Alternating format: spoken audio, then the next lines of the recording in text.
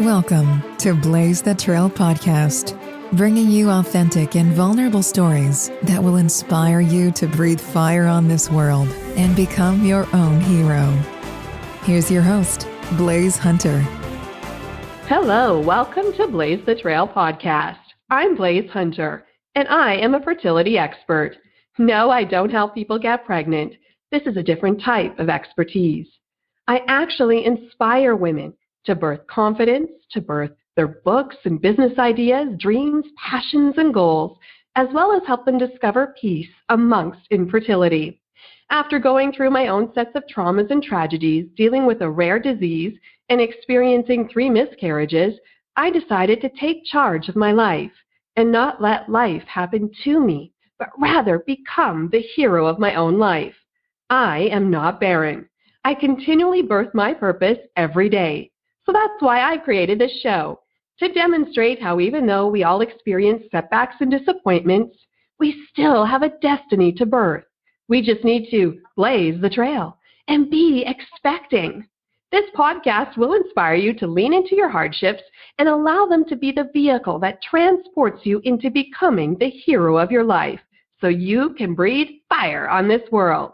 This week's topic is called The Negotiator, and some points we'll cover are how sly negotiating skills can help us in business. What's the secret to being confident? And we'll go through some scenarios and demonstrate what to do and what not to do when negotiating. And I have my friend here, Kelly Robinson, to speak on this topic. Kelly Robinson is a senior real estate broker and founder of the Kelly Robinson team. She holds 14 years of experience selling residential real estate in New York City. Ms. Robinson's unique approach is supported by an extensive background which spans multiple sectors of the industry, including resales, new development projects, investor and buyer representation. This multifaceted knowledge continues to foster her sharp negotiation skills, consistently leading to record-breaking prices and loyalty amongst clientele. She specializes in working with high-profile individuals across the sports and entertainment sectors and is very protective of the need for discretion. Kelly holds a BFA from Rutgers University's highly selective Mason Gross School of the Arts and furthered her education at NYU. She has won numerous awards. She's also the co-founder of the EJR Scholarship Fund, which awards college tuition to young rugby players. Welcome, Kelly, to the show. Hi, thank you so much for having me. This is so fantastic. Thank you so much for coming on today and joining me and having this open dialogue. I think learning about vital business skills are essential to any success of any business, don't you think? Absolutely, and I'm super excited about this topic because it's one of my favorites. And you just have such a wealth and depth of knowledge and experience in the business sector, so this is awesome. And maybe we can just have you explain a little bit more about what you do in your business and how you utilize certain skills to get where you are. Yeah, so I'm a senior real estate broker at a company called Compass, which is a disruptor within the industry and now the largest privately owned real estate company in the country. And I am the founder of the Kelly Robinson team. So I have a team which I lead within the company, and I've got 4 agents and an assistant. They're all fantastic and specialize in different things. And at the same time, I am also working on a startup. So I have 2 full-time jobs right now. Oh, wow. You were busy. Yeah. Awesome. And so when we're talking about business, and I really like to encourage and have these conversations because I find we don't learn serious life skills in applying to whether we're starting our own business, where we're part of a corporation. We don't often get these life skills after we graduate, hey? Right. Absolutely. I think it's all about hands-on experience, learning what to do and what not to do from others who are senior to you when you first start. Yeah. So we're really focusing on the negotiation part and how that plays factors in success of business, of people, of employers and employees. And so maybe just explain a little bit of how does negotiating play that factor in business and why is it an important skill to learn? Yeah, well, in real estate, I'm negotiating every day with everyone. So I'm negotiating with people as far as whether or not they should choose me as their real estate broker. And then during the deal, I'm negotiating on price. We're negotiating before the deal starts on what price we should list at. And then when the deal happens, or when we're about to get a deal, we're negotiating with the other side, whether it's directly or through another broker. We're negotiating, the final purchase, what the final purchase price is going to be, as well as the terms of the deal. And then even after the contracts are signed, we're negotiating with the other side as well with regards to purchase applications and all of those other things. And so every step of the way, there's a negotiation going on, and it could be tiny and it could be big. And sometimes you're negotiating through somebody else. So basically, I have to negotiate a deal for my seller or buyer, and the on the other side, that seller or buyer who I'm negotiating on behalf of my seller or buyer has representation. So I'm negotiating with them, hoping that my negotiation skills get through them to their client. Yeah, for sure. And do you find that you come across people like everyday life? I see different types of, personality traits in people, whether they're the absolute wheeler and dealers. Like they are low ballers, they're hard lines, they get the greatest deal, they know how to do it. Or then you got maybe the middle people that do it a little bit and then pay full price sometimes. Or then you've got the person that never negotiates and just okay, sign the line, whatever they say. Do you find you see that in your business? Absolutely. I see all types of people, all types of negotiators all the time. I love it when people are like, yeah, I'll just sign here. Tell me what to price it at. Tell me what to sell it at. I mean, that's easy, right? But I also always, sometimes I'll have to push those people to negotiate for themselves, even because I know they can get a better deal than what they're willing to settle for. And part of my job is working really hard for my client and making sure they get the best deal. So sometimes I have to teach them a little bit about how to negotiate. Yeah. And so were you always really good at negotiating, or was that a skill you did learn? Oh, God, I don't think so. I mean, I was pretty good with my parents when there was something that I wanted, but I always had to work for everything. So it wasn't like I just asked for something and got it, but I always figured out a way how to get what I wanted, whether it was through, earning it or what have you. But I absolutely have honed my skills professionally. I'm a certified negotiation expert. I took a pretty lengthy class on it. I've read tons of books on negotiation, and my favorite negotiation coach happens to be a man named Chris Voss, who was a top FBI hostage negotiator, and his skills that he teaches are my favorite, and I really like them, especially because they are so simple and they're so geared towards women. I mean, you learn all about what types of negotiators people are, and in all of these other classes that are taught to Harvard Law School students. But this guy, Chris Voss, who wrote a book called Never Split the Difference, it has a class on Masterclass if you want to follow him or find him. He is just everything makes sense. And I think especially for women, because so much of what he teaches has to do with empathy.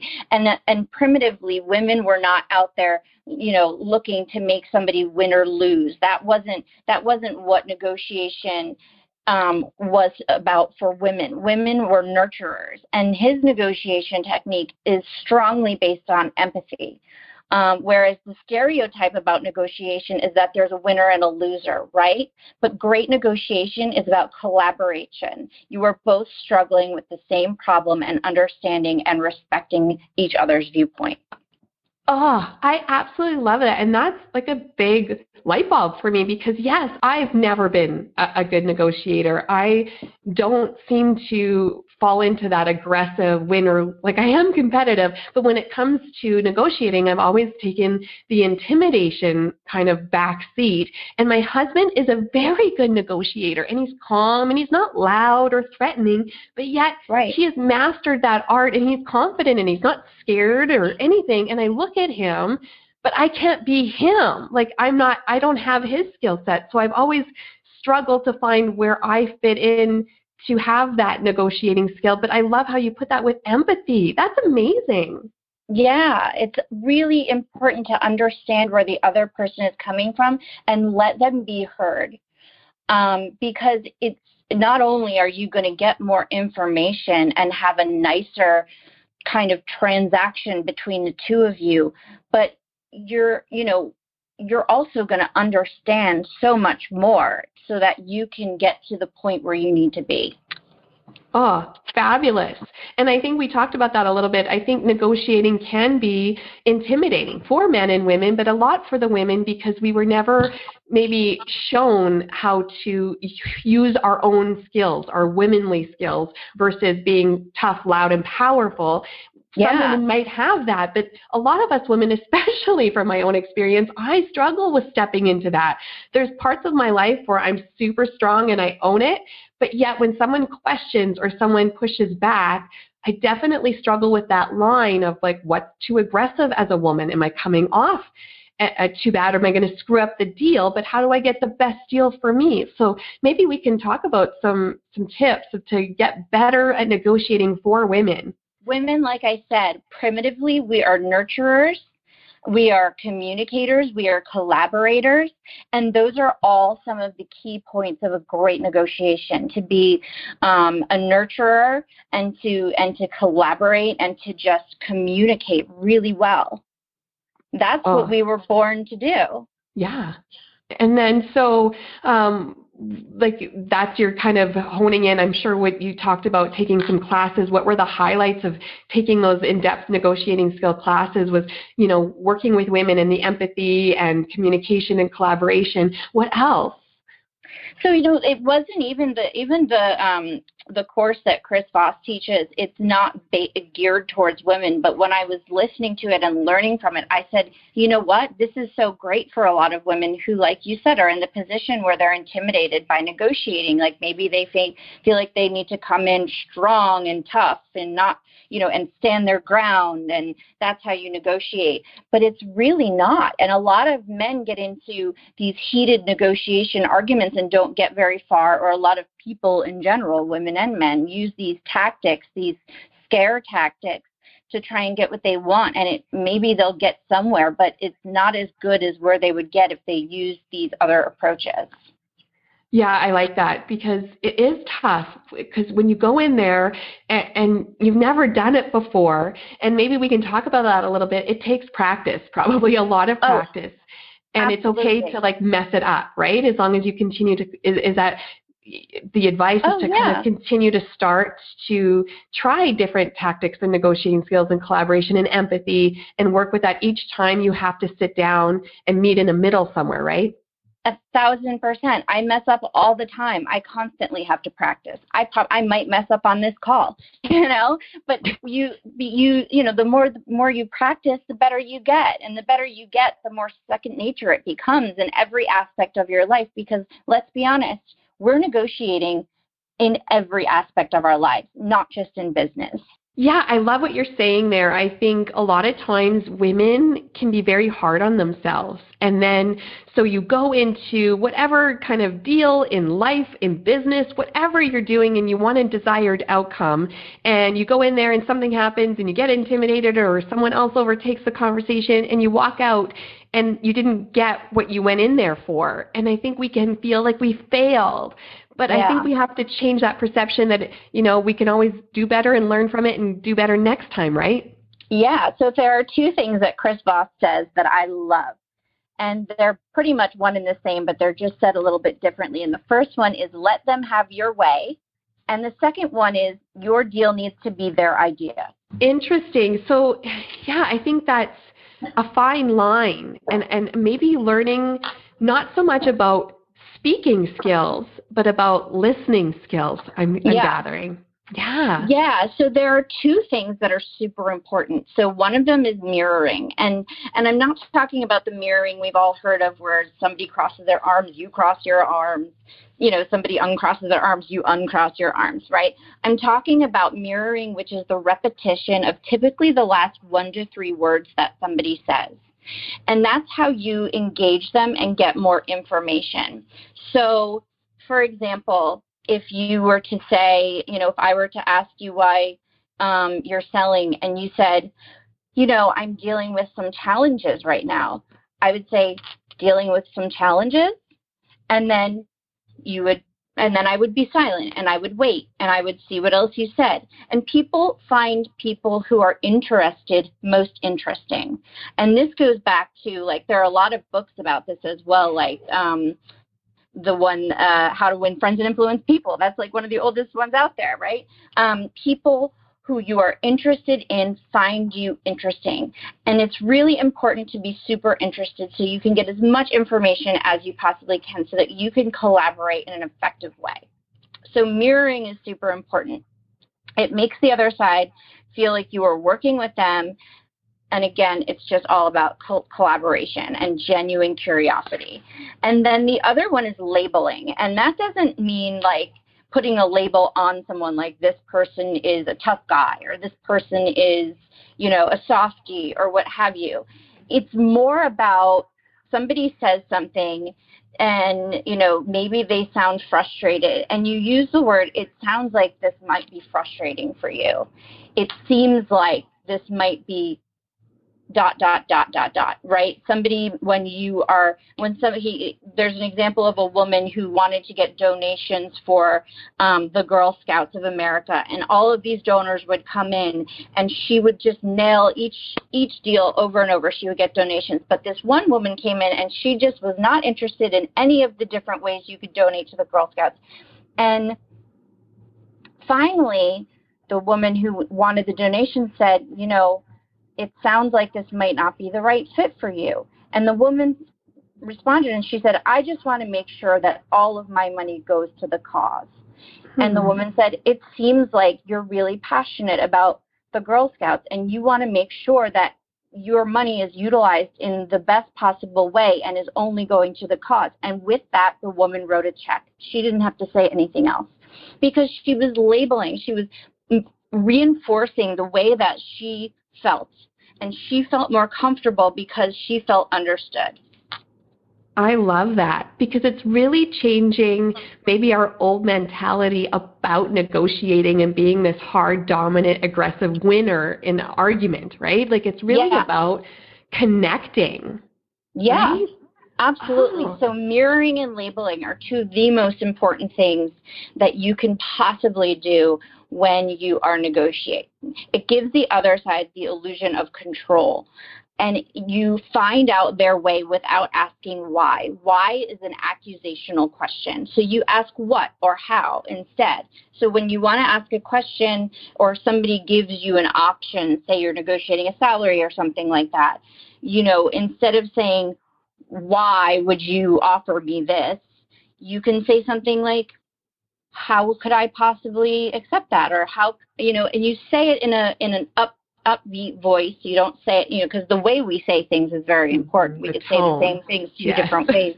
And if we have an accusatory tone, that's what it's going to come off as. So you can say things like, you can ask what or how questions without being accusatory so that it also triggers empathy in the other person. Oh my goodness. I'm so glad we're having this conversation. I'm learning so much and I can't wait to actually apply even these few secret tips to help me, you know, get what I want. Because it is in essence about what I want, what they want, but finding a way in the middle where you both win, right? You're exactly right. In my as far as I'm concerned, when it comes to negotiation, everybody should feel like they won. There isn't a winner and there isn't a loser. Everybody wins. Everybody walks away from the table happy.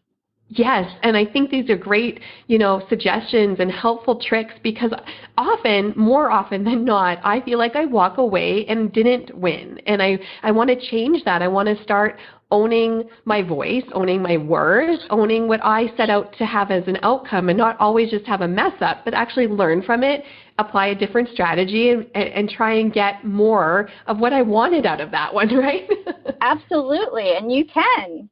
Oh, this is fantastic. So yeah, I was really excited to talk with you today because we had talked a little bit earlier that I wanted to do a little bit of a role play to give people an actual scenario where they can apply what not to do and what to do in certain situations. And I think that Well, you're a realtor. I'm actually about to sell my house.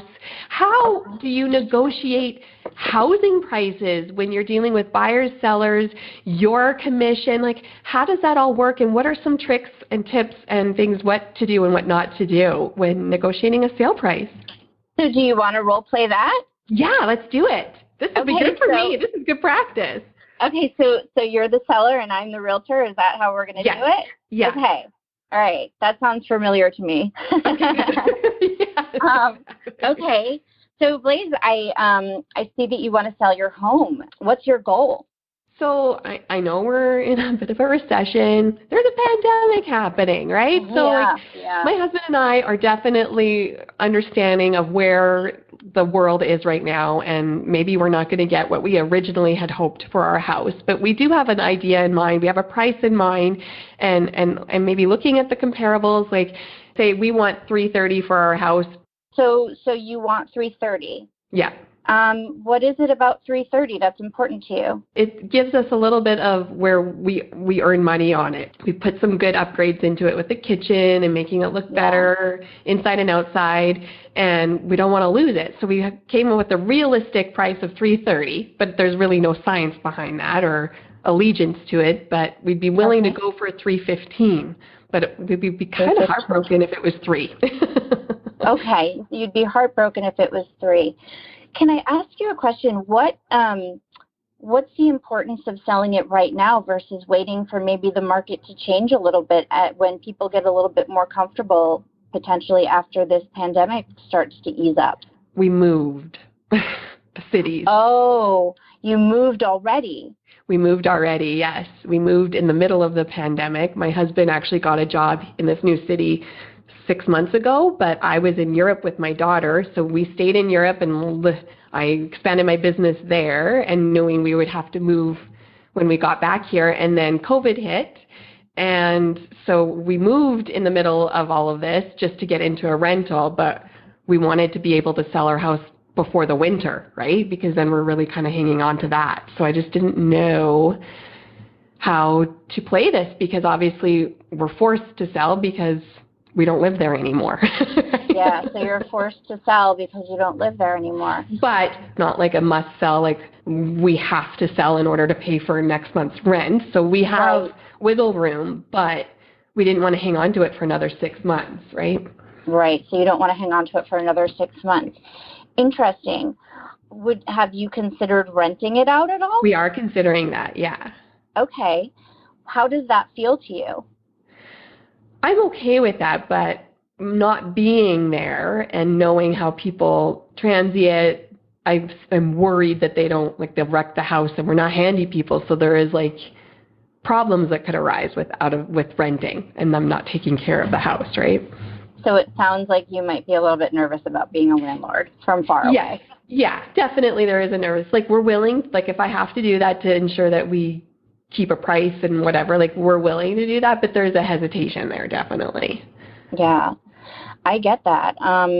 Being a landlord is a big job, so I understand. Would it make sense to you, or would this be a completely crazy idea for you to, try the market at a little bit higher price, but sell it faster and not be paying, your taxes and whatnot in the meantime? And if you kept the price a little bit closer to where the comps were, would that be kind of a ridiculous idea, or what do you think? No, it wouldn't be ridiculous. That would be something we'd definitely be willing. We're not unreasonable, right? So we wanted that kind of advice.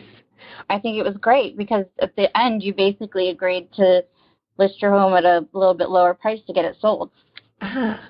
Cool. See how that works? Yeah, we'll just keep going. So yeah, I see where you went with that. You really utilized your own negotiation methods to negotiate with me to get me to find a middle ground.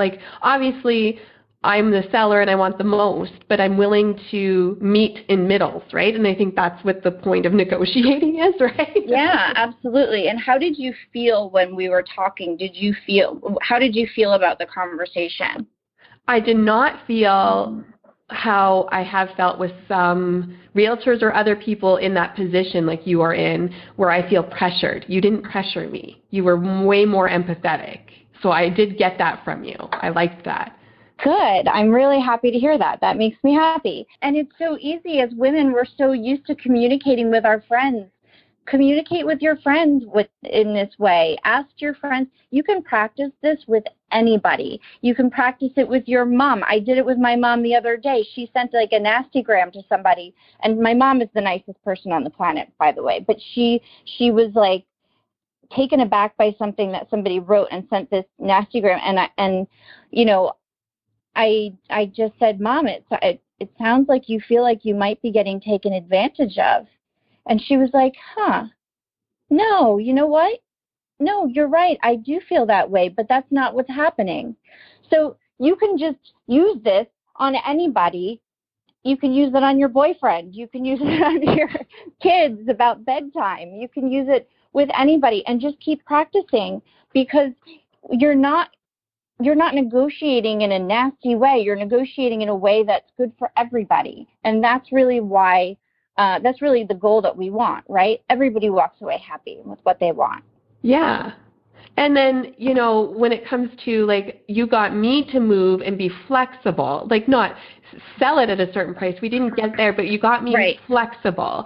So what if, how do we get someone flexible that's the buyer? Like, do you use anything to help? Because you're obviously the middle person, right? You're my rep. You're trying to get both parties to meet in the middle.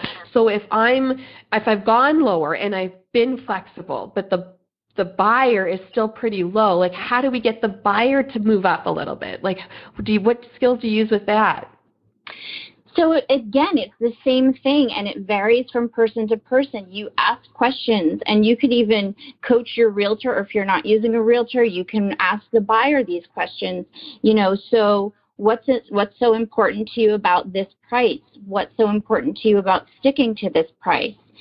Would it be a ridiculous idea to pay this much and close quickly so you can get in the house sooner if for some reason, maybe they say, well, it's important to us to be at this price because, my son really has this Fender guitar that he's been eyeing, and, we've been saving up for that. And then you could say, oh, you've been saving up for a guitar? Wow, so why is it so important for you to move quickly? Well, we want a place for him to practice his guitar, and our house is too small. And you say, oh, your house is too small? So what would you put as far as a value on a bigger house and having your son be able to have his dream and, maybe mortgage a little bit more? So there are a lot of ways to do it, but I can't really give you an exact way of doing it without knowing what their situation is. And that's why every negotiation is different. You want to get as much information as possible so that the person comes to their own decision, which happens to be the decision you want them to make. I love that. That's great advice. And it forces both parties or anyone involved to be flexible. It's not just telling one side, right? It's everybody has to kind of collaborate to get a happy medium, right? Yeah, and you can do this. Say you're looking for a new job and you get offered, a position, but a salary that is way lower than that you're worth, or that you're willing to take, or that will even, help you pay your bills every month. You could say, and that you're overqualified for this price point of this salary, and your position is overqualified. So you could say something like to the employer, wow, it sounds like you might be looking for somebody at more of an entry-level position, at more of an entry-level stage. Like it's way you say it, right? And then stop and wait and listen for them, because chances are they're going to say, no, we really want an expert. And you could say, would it be ridiculous to pay an expert what, the standard expert rate is? Oh, this is awesome. Would it be ridiculous? Would it be crazy? Or would I be crazy? The other thing that you can do when you're in a negotiation for business and, you're trying to get a deal done, you're in a corporate negotiation, is do an accusation audit. And this is something that Chris Voss also talks about, right? So it's basically telling the people all of the terrible things that they might be thinking about you before they have the chance to think them. Huh. So you could come in, I could come in as a real estate agent and be like, you probably, you might think that I'm here to rip you off. I'm here to price your home as low as possible so I can get a quick sale and not do any work. You might feel like I have a lot of other homes and that yours is not going to be at the top of my list. And you might think all of those things. And I understand that. And by doing an accusation audit, you tell people all of the terrible things that they may already be thinking about you, so you get it out of the way and you can get to the good stuff. Oh, I like that. That's really good advice, because you're kind of doing a preemptive strike and taking all of that question out of it and answering it, really, right? Yeah, or you're letting them answer it, because a lot of times, this is when no is not a bad answer, by the way. A lot of times they'll say, well, no, we don't necessarily feel that way about you, and no. And sometimes people, a lot of times people will say the more yeses you get, the better your chances of getting a sale. Well, sometimes it's good to get a few no's first. Because when people, start saying, oh, no, we actually disagree. We don't necessarily feel that way about you. And then they realize, oh, you understand how I might be feeling. Psychologically, they may not say that out loud, but psychologically, they'll probably be thinking, oh, this person understands how I'm feeling. This person's different. I can hopefully trust this person. Or you might say, you might not want to trust me, and I understand why. Yeah. And then, it depends what scenario you're working with and trying to negotiate. Like, a house isn't as, it is personal, but it's not directly related to your worth, but a wage is. And I find it's hard then for women and some men definitely to own your worth and the value that you have on a specific wage, or your, whatever cost that you have, your rate. Because if someone rejects you, and I've had that, I felt like that, where if someone rejects you, you feel like your worth has been rejected, right? Absolutely. So how do you combat that? Do you just have to shift your perspective that it's not a rejection on you? Like, how do you do that? So when I've been rejected, and it's happened to all of us, and I was an actress my whole life, so I'm super used to rejection. So I guess maybe that's why I'm strong when it comes to real estate, because I can be rejected and move on. But what I always suggest when you get rejected is ask the person, why? What could I have done better?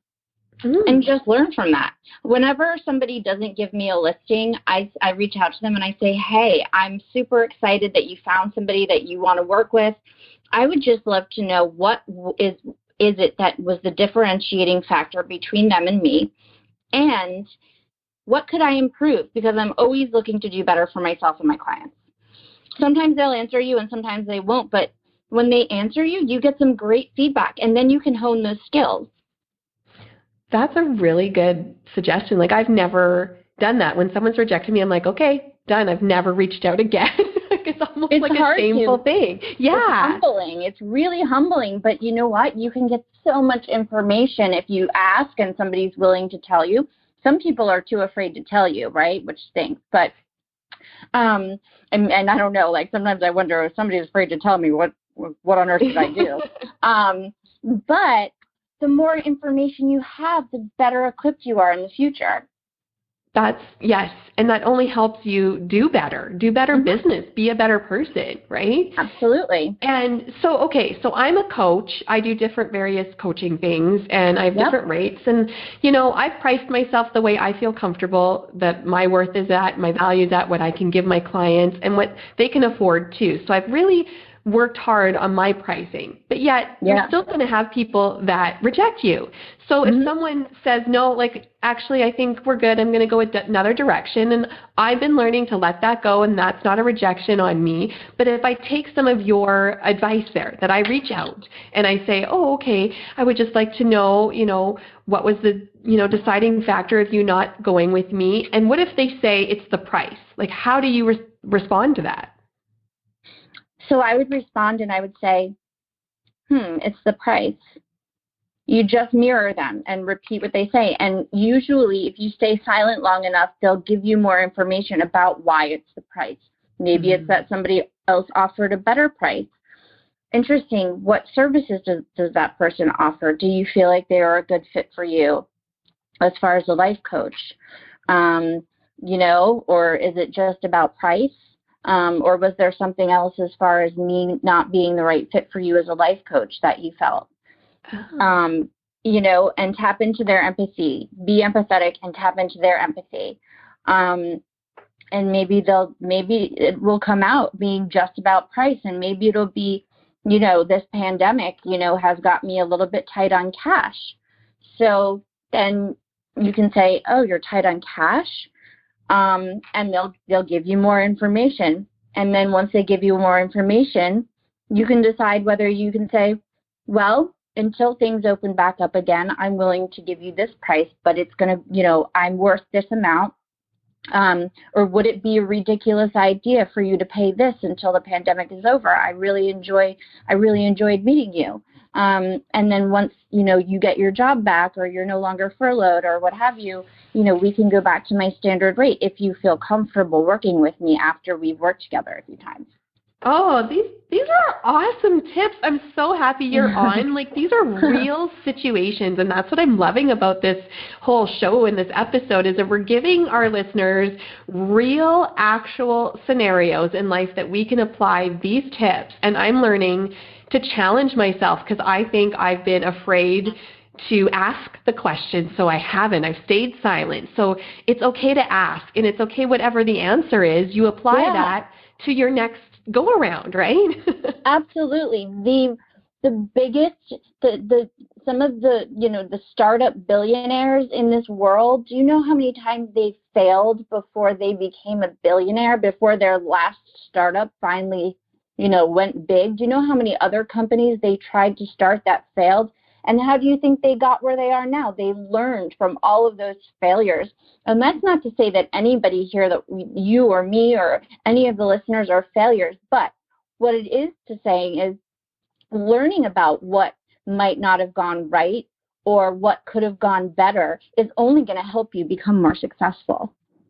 Absolutely. That's a fabulous attitude to have. And definitely, we always want to be the success story, but we often don't see the struggle behind that success. And everybody is going to have those peaks and those valleys. And it's about the winners really just never gave up. They fell down 7, got up 8 times, right? Yes. And women are so resilient. Women have to give birth. Women have to do a lot of things. Women are so resilient when it comes to many forms of pain, both emotional and physical pain. And if you can embrace those difficult conversations, you can come through so much more. Yes, and I talk about that with all of, my infertility, and that's my passion, to really bring that to the forefront. And we're not barren, even if it's in business, even if you struggle to birth something, you're not barren. You pivot and you birth something else, because we are mothers of destiny, right? We are mothers of purpose. So keep trying, get gritty, dig in deep, and be resilient in that, right? Absolutely. That was so well said. Oh, thank you so much, Kelly. This is just I'm so pumped about this podcast episode. This is really giving me a wealth of knowledge and my listeners real tools to apply to their life and be successful. And do you have any other tips for business? Like, what else would you recommend for anyone, whether they're starting off, thinking about it, or well off in their business? Anything that you hold the line of your values that you like to tell people about how to be successful? There's a little poem that I made up myself. I'm sure there are plenty of them that are very similar, or maybe somebody's made up the same one. I don't know. But it says, and I have it hanging right over my desk, it says, do not fear your flaws, for perfection is impossible. Imperfection is authentic, and authenticity is beautiful. So always be authentic.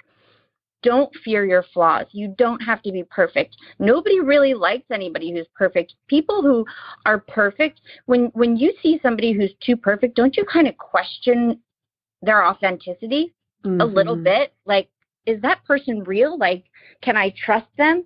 Be yourself and always be true to yourself, and be okay with being flawed, because people will connect with you more when you are human, because everybody wants to be with human. I mean, I know supermodels who can't get, past a third date because they are just so perfect. They're just so concerned with being perfect. They don't show these men who they really are, and they can't get past the fact that they have to be perfect all the time. And some of that is unfortunately due to their, career and everybody telling them that they're not good enough. But, people want to be with humans.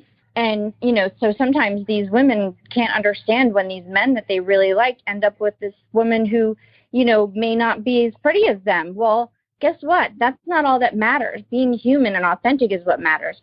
And that's what's going to matter when you're dealing with clients. And that's what's going to matter when you're, negotiating for yourself. You want to be true to yourself. You want people to be able to connect to you on a human level.